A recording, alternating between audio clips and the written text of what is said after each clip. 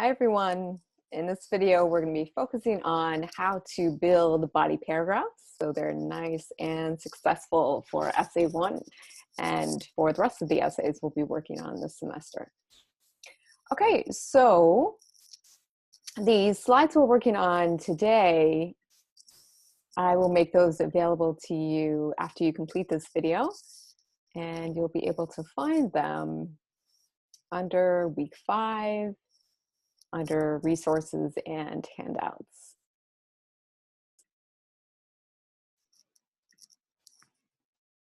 Okay, so we'll pull those up. Okay, so for this video again, then we're thinking about what components a body paragraph needs in order to be successful.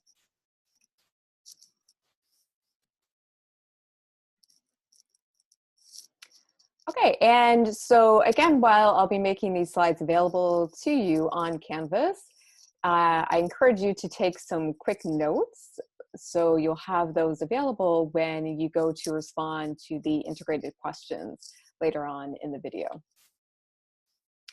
Okay, so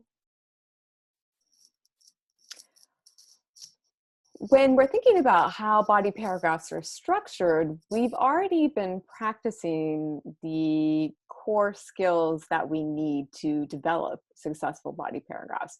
And just so now we're focusing on kind of fine-tuning that. Okay, so we want to think then, what are these key skills that we've been practicing in our responses for the quizzes? So in other words, what has our quiz strategy been to develop strong responses? And even more specifically, what are the 3 steps in the process that we've been practicing to help us develop successful quiz responses? So I'll pause here so you can list those. And hopefully these 3 steps are becoming very familiar as you're moving from quiz to quiz and response to response. And all of that is aimed so that when we move to our essay drafts, then we feel confident that we've gotten a lot of practice under our belt and we're ready to launch into essays. Okay, so for our 3 steps, so the first then, right, is to answer. So what is our answer to the question on the quiz? And then supporting that answer to the quiz question, right, with textual evidence, with quotations.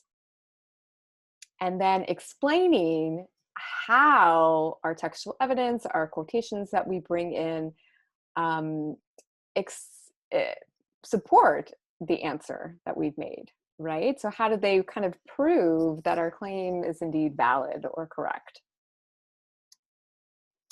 Okay, so now we're going to take that quiz strategy and we're going to think about how that applies to body paragraphs, right? So how do we take these moves we've been practicing on the quiz and translate them so we can practice them for our essays, for essay 1?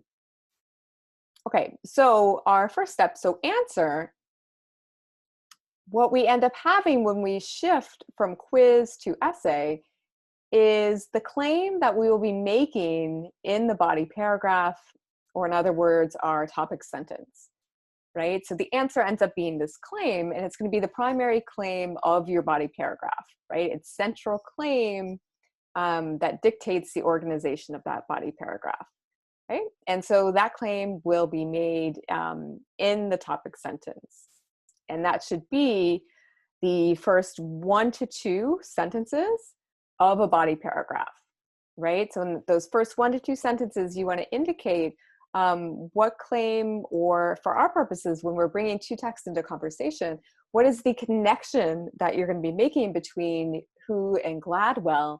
And then how does that connection help you answer the question of the prompt, right? How does it tie back into the thesis statement that is at the end of your introduction, right? The last 1 to 3 sentences at the end of the introduction. Right? So our answer ends up being that claim then that we're stating in our topic sentence. Okay, so our support and explain steps end up being integrated into what we're going to call our ICEY method. Okay, so ICE. Okay, so this IC method, what IC stands for, the I stands for introduce, the C for cite, E for engage, and the second E for explain. Okay, so introduce, cite, engage, explain. So that's our IC method. Okay, so now let's break this down. Okay, so our first step, I for introduce. So what this means is we're going to introduce a quotation to support our claim. Okay, and so you do this right after your topic sentence, right? So topic sentence, first 1 to 2 sentences of the paragraph, and then you immediately start introducing your quotation, right? If you don't do that, what often happens is you're going to kind of generalize and summarize for maybe half the paragraph before you start analyzing and making a connection to the other text, right? So we want to avoid that. So right after the topic sentence, introduce a quotation, okay? And it's going to be a quotation, of course, to support the claim that you're expressing in your topic sentence. Okay, so what does it mean to introduce a quotation? Well, we need to provide context. So when we take a quotation out of its original context, so in other words, out of the article, and we place it into our essay, if we don't introduce it properly, then it's not going to make a lot of sense to our readers, right? So we're going to play this academic game that the reader is pretty much unfamiliar with the article, and so we're going to have to fill him or her in. Okay, so if I snatch that quotation out of the article, plop it in my body paragraph, I have to establish some kind of context for the reader so they're not confused. And so that kind of context, what it does is it fills your readers in on what they need to know in order to make sense of the idea quotation that you're bringing into your body paragraph. So again, just to reemphasize, the quotations that you're bringing into your body paragraphs to make a connection between the text, those need to be idea quotations. So in other words, they need to be idea rich. So they need to express some important concepts or key terms or ideas or specific language that is going to help you make a connection to the other text. So for example, if we're starting here with Gladwell, we want language that we're going to be able to kind of pick out of the quotation and apply when we start discussing a quotation from who. Okay, and so filling your readers in. So for example, are the ideas expressed in the quotation the author's, or are they the ideas of a source that the author uses, right? And so this kind of context is really important for both Gladwell and who, right? So if we're not taking a quotation that is expressing Gladwell or who's views, then we need to fill the reader in that, okay, so this is too fetchy, and who is too fetchy, and what is who doing with too fetchy, right? They need to know all of that information before you kind of throw the quotation at them, right? So establish that context, fill them in. And note that as you're providing that context, and you're only providing the information from the article that the reader needs to understand the quotation, right? So you're not giving a full play-by-play of the entire article, nothing like that. So we want to keep our body paragraphs focused on analysis, with just a little bit of summary where necessary, right? And so where summary is necessary in your body paragraphs is when you're providing context. Okay, so you're introducing a quotation, providing that context.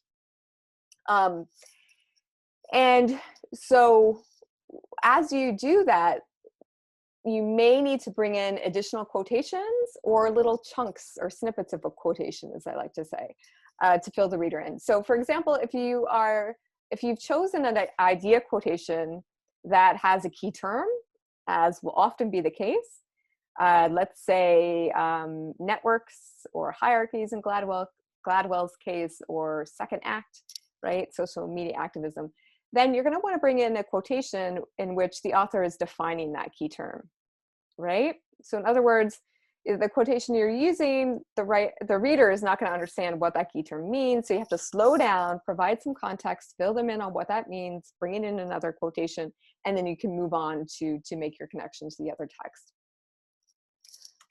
Okay, so our C, so I is introduce and C is cite. So what we're doing then, we're citing the quotation, and that's an important step and one that it's really easy to overlook. Okay, so we're using MLA format for our in-text citations. And what that means is we'll need to include the page number on which we found the quotation in parentheses at the end of our sentence. And that needs to be before the period, right? Okay, so you have the parentheses with the page number tucked in the period afterwards. Okay, so for example, and this is a sentence from the prompt for essay 1. So in Small Change, Why the Revolution Will Not Be Tweeted, published in 2010, Malcolm Gladwell took issue with those who envisioned social media as having, quote unquote, reinvented social activism. Okay, so this is language, right, from Gladwell's article. And so I need to cite that. And so at the end of the sentence, I wait until the end. I include parentheses and the number 2 to show that this came from page number 2 from Gladwell's article, the period on, the period on the outside. Okay, so don't put the period here because then the reader will get confused, right? Does that 2 belong to the next sentence, right? So hold off on that period till after the parenthetical citation. Okay, and notice too, in this sentence, the clues I'm giving the reader about whose ideas are represented in this quotation, right? So in other words, I have a little introduction there where I'm saying, right, Gladwell took issue with those who envision social media. So in other words, you know, these people who are envisioning social media as having reinvented social activism. So in other words, the phrase in the quotations, that's not Gladwell's viewpoint, right? He's taking issue with it. In other words, he's criticizing it. Okay, so that's what you want to think about doing when you're introducing a quotation, right? If you are representing someone else's view, the author doesn't agree, you have to make that clear to the reader. Okay, so the first E in IC stands for engage. Okay, so when you bring it in a quotation, right, you've introduced it, you've cited it, immediately you need to engage it, right? So you want to make sure that the sentences that immediately follow the quotation refer back to that quotation, working with its specific word choices, phrases, and or key terms. Okay, so often what happens, you know, at the beginning of the semester and in our rough drafts is, you know, we'll bring in a quotation, we'll kind of move on to the next idea. Or we'll set up a quotation and then we'll kind of have a couple sentences or so that are really general, right? Really general expressions of the article that don't have a lot to do with the specifics that are expressed in the quotation itself. Okay, so we really want to try to work on that to make sure that our final drafts, our body paragraphs in our final drafts are as strong as possible. Okay, so again, those sentences that come immediately after a quotation need to refer back to the quotation itself. Okay, and so 2 steps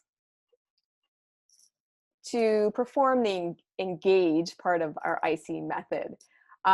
So the first thing you want to do when you're engaging the quotation is to paraphrase it. Okay, and this is a really important step because if you don't take the time to paraphrase, to really think carefully through what are the specific ideas and concepts being introduced in this quotation, and how are they going to help me looking forward to the rest of the paragraph to make a connection to the second text that comes in, right? And so we need to make sure we paraphrase. And so let's pause for a moment. So what does it mean to paraphrase a quotation?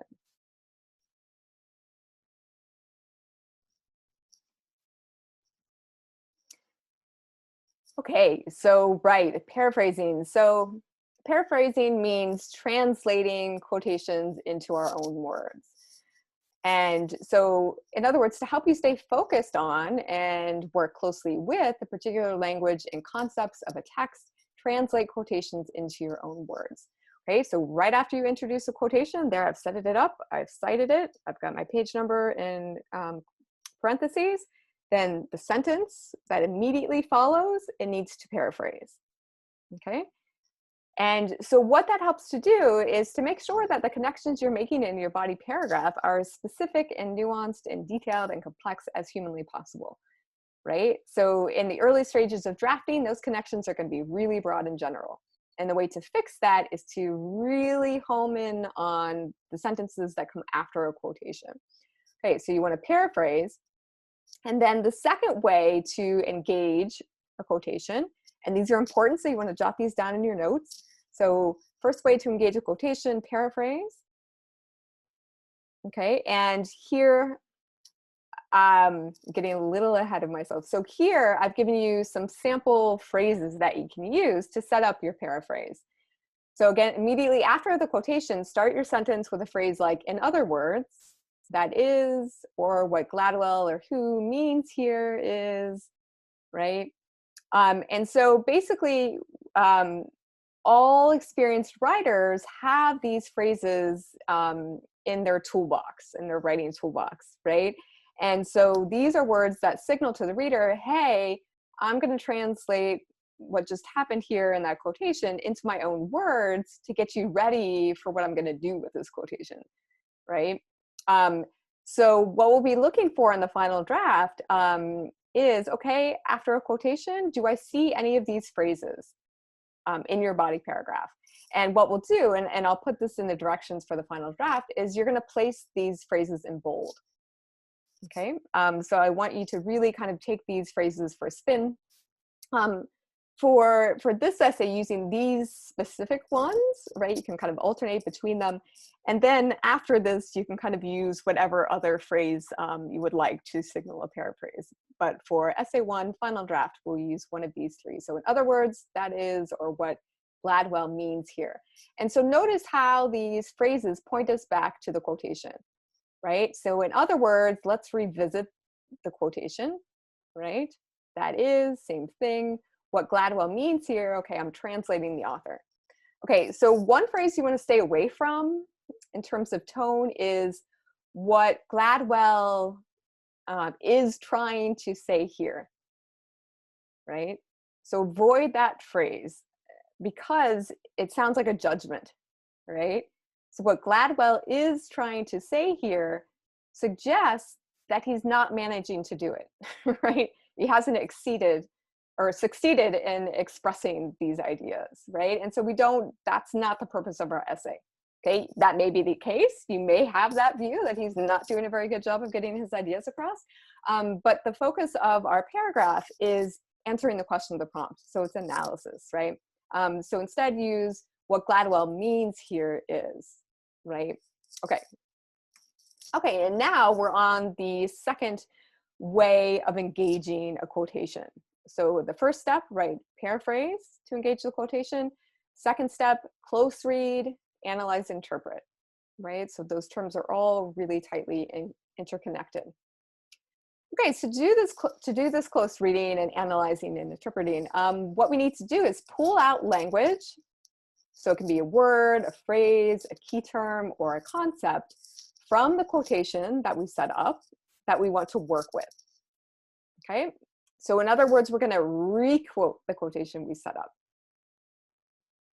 So again, we have a quotation, we've set it up, we've paraphrased it, and now I'm going to pluck out a word or a phrase or a key term or something, right? And I'm going to work with it.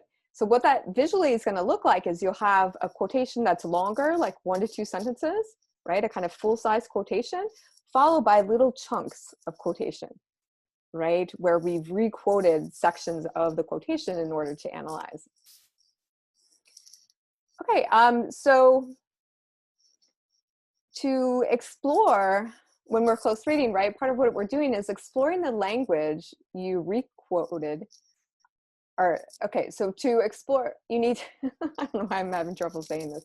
So explore what the language you re-quoted suggests, implies, reveals, emphasizes, indicates, and there are lots of different verbs we can use here in relation to the claim you are making in the paragraph, the claim you express in your topic sentence. So in other words, why what is it important that your reader understand about the quotation, right? Um, and so here, notice these words that I've placed in bold. These are what we're going to call our close reading verbs. Okay, so just like we have, you know, a few phrases that we can use to set up our paraphrases, we have these particular words that are going to set us up for close reading or analysis. Okay, and so you'll kind of say, you know, by whatever you're requoting, whatever word or phrase, right, you're requoting, who suggests that, fill in the blank, right?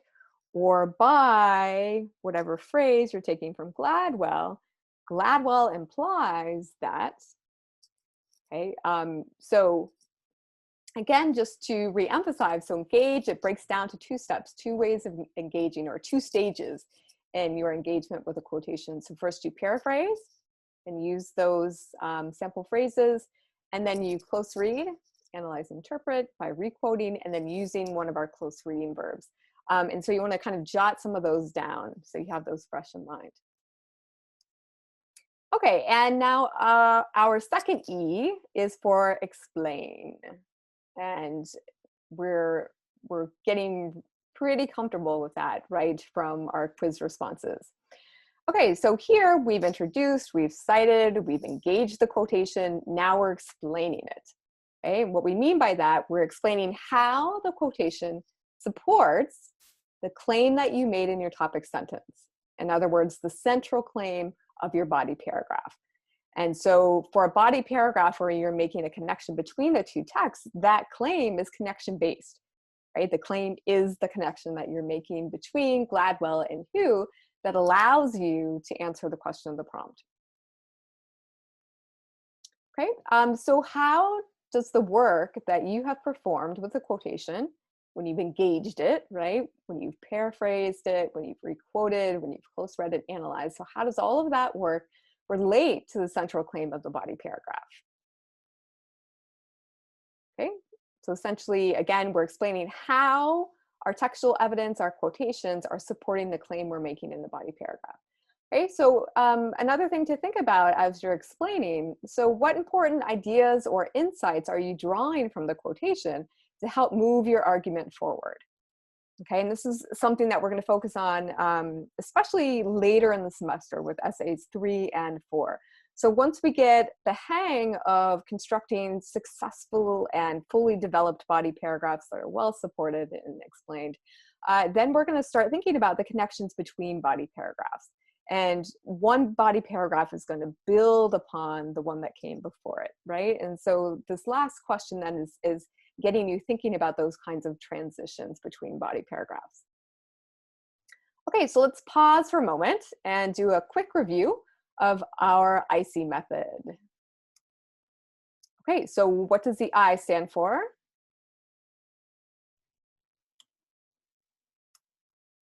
And what does the C stand for? And what does the first E stand for? And what does the second E stand for? Okay, so yeah, so I, introduce, C, cite, E, engage, E, explain. Okay, so we're going to want to think about this IC method as we are reworking our body paragraphs heading toward the final draft.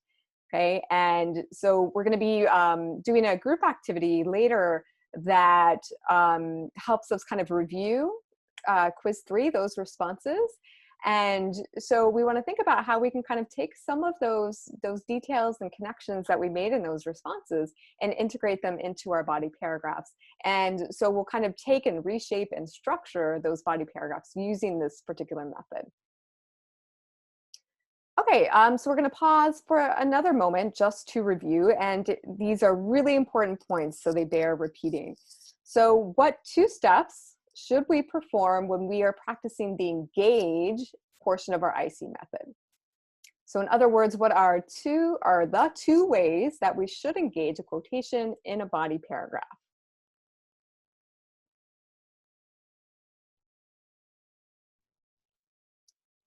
Okay, so when we engage a quotation, right, that first step of engagement is paraphrasing, and our second engagement is close reading, which also includes analysis interpretation, right? They're all interrelated. Okay, we'll pause again for a second. So record one of the phrases that you can use to set up a paraphrase of a quotation. Okay, so one of the phrases you can use to set up a paraphrase of a quotation. Okay, so yeah, so our templates that we'll be using for the final draft of essay one to set up our paraphrasing right after a quotation. So in other words, that is what Gladwell or whoever you are working with at that part of your body paragraph, what Gladwell or who means here is, okay, and so now list two verbs that you can use to set up a close reading of a quotation. So in other words, what are two of our close reading verbs?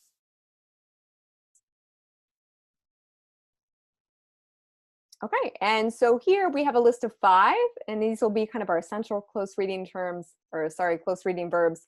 And we'll kind of build that list up as we move further into the semester. So some of the key ones that will set us up, will just kind of launch us into close reading, suggests, implies, reveals, emphasizes, indicates, right? And so the kind of formula for setting up a close reading is, by whatever you are requoting, whatever word or phrase you are requoting from the quotation you set up, comma, Gladwell suggests, Gladwell implies, who reveals, who emphasizes, indicates.